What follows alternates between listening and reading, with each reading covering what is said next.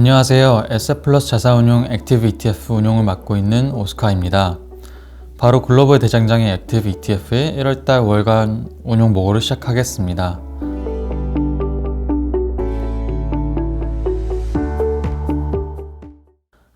저희 글로벌 대장장의 ETF는 1월 한 달 동안 절대적인 수익률 측면에서는 6.48% 수익률을 기록했으며 벤치마크인 4.38% 대비해서는 아웃퍼폼을 했습니다.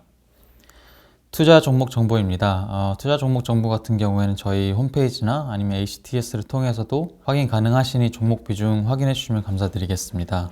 성과 요인에 대해 말씀드리겠습니다. 이번 달은 개별적인 종목들의 이슈보다는 그동안 업황 심리 악화로 좀 조정이 이루어졌던 섹터로 로테이션이 일어나는 구간이었다고 봐주시면 될 것 같습니다.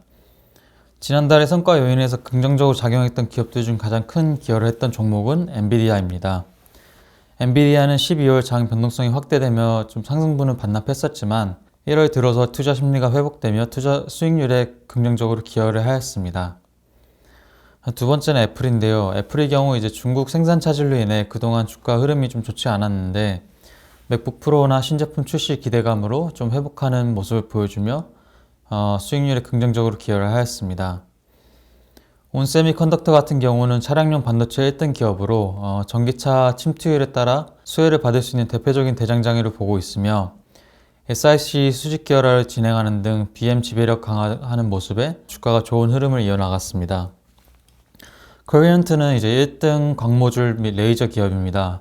기존의 투식스라는 기업이 이제 코리언트를 인수하면서 사명을 코리언트로 통합하였습니다. 커런트 인수를 통해서 이제 엔드마켓 매출 중에서 이제 인더스트리얼 부문과 라이프 사이언스 그리고 세미컨덕터 부문 중에 디스플레이 밸류 체인이 좀 보강될 것을 보고 있으며 글로벌 공급망 병목 현상 완화 기조에 주가가 상승하였습니다. 알바바는 저희가 기존에 많이 설명을 드렸던 종목인데요. 탄산 리튬 가격이 11월 피크를 찍고 좀 하락세를 지속하였습니다. 그럼에도 불구하고 최근 이제 판매량 개선 기대감이 이루어지고 있고 대표적으로 테슬라의 주가 회복이 이루어지면서 동사도 좀 유사한 주가 흐름을 보여주었습니다. 부정적으로 기여한 종목으로는 이제 엔페이즈 에너지가 있었습니다. 엔페이즈 에너지는 이제 미국의 태양광 인버터 기업인데요. 지난 1년 동안 에너지 자금난으로 인해 동사 주가는 한 60% 이상 상승하면서 시장 대비 큰 폭으로 아웃퍼폼을 하였습니다. 하지만 이런 높은 밸류에이션으로 인해서 좀 차익신을 지속되면서 주가가 약세를 보였습니다. 1111은 이제 헬스케어 섹터가 작년에 이제 물가나 전쟁, 금리 등 이런 매크로 변수에서 좀 상대적으로 자유로운 위치에 있었던 만큼 좋은 주가 흐름을 보여주었지만 앞서 설명드린 바와 같이 조정을 받아 저평가되어 있는 이제 섹터로의 로테이션이 발생하면서 전반적으로 하락하는 모습을 보여주었습니다. 헬스텔 리테일링은 이제 그 비용 증가로 예상보다 좀 저조한 실적을 보여주면서 하락세를 보였습니다. 특히 올해 일본 내 인건비가 약 10% 증가한다는 요인은 좀 우려사항으로 보고 있습니다. 하지만 이제 중국 회복 기대감이 아직 유효하고 이제 3월 1일부터 3대1 주식 분할을 통해서 수급적인 개선이 기대된다는 점은 좀 지켜봐야 할 포인트로 보입니다. 애니컬러의 경우 이제 신규 상장 이후에 이제 락업 물량이 해제되면서 기존 VC, PF들이 대량 매도가 진행되었습니다. 이에 따라서 수급적인 측면에서 좀 조정이 발생한 것으로 보입니다. 할로자임의 경우 이제 정맥 주사를 피하 주사로 변형해주는 기술을 보유한 미국 바이오텍입니다.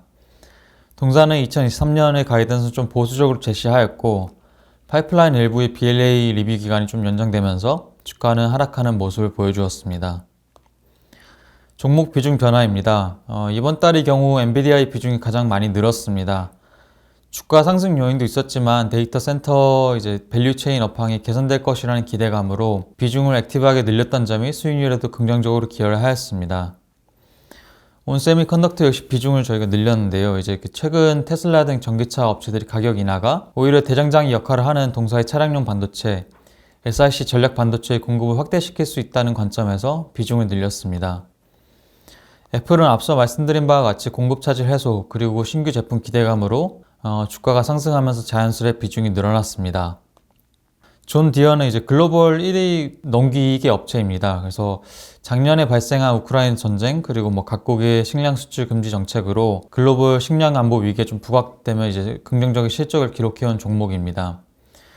동사는 이제 유인 자율주행 단계의 이제 트랙터뿐만 아니라 향후 완전 자율주행 트랙터와 그리고 이제 기타 농작 기술까지 자동화를 진행하고 있는데, 이런 점이 이제 국가들의 식량 자금 확대 과정에서 좀 대장장의 역할을 수행할 수 있다고 판단하여 비중을 확대하였습니다. KLA 텐코의 경우 이제 반도체 검사 이제 계측 부문에서 글로벌 1위에 위치하고 있는 기업입니다. 반도체 웨이퍼 이런 평탄도나 칩 두께 이런 것을 비롯한 결함을 좀 계측하는 역할을 수행하고 있는데, 반도체 제조가 이제 5나노 이하로 미세화됨에 따라 수율을 직접적으로 개선 가능하게 해주는 검사 장비의 중요성은 더욱 확대되고 있습니다. 그래서 글로벌 경기 침체 좀 우려에도 불구하고 이제 고객사의 3나노 공장 투자는 지속되고 있어서 동사 장비 수요는 견조할 것으로 보고 있습니다. 종목 비중 하락 변화입니다.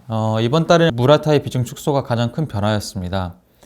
포트폴리오 내 스마트폰 밸류체인을 축소하고 이제 생태계를 보유한 애플에 집중하고자 비중을 줄였습니다.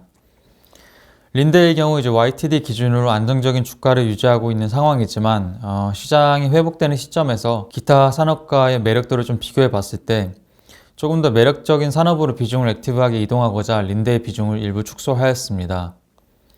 울프스피드의 경우 이제 SiC 웨이퍼 캐파를 좀 공격적으로 확대하려고는 하지만 수율 개선이 이루어지지 않아 이제 아직 수익성이 좀 불안정한 상태라 편출을 하였습니다.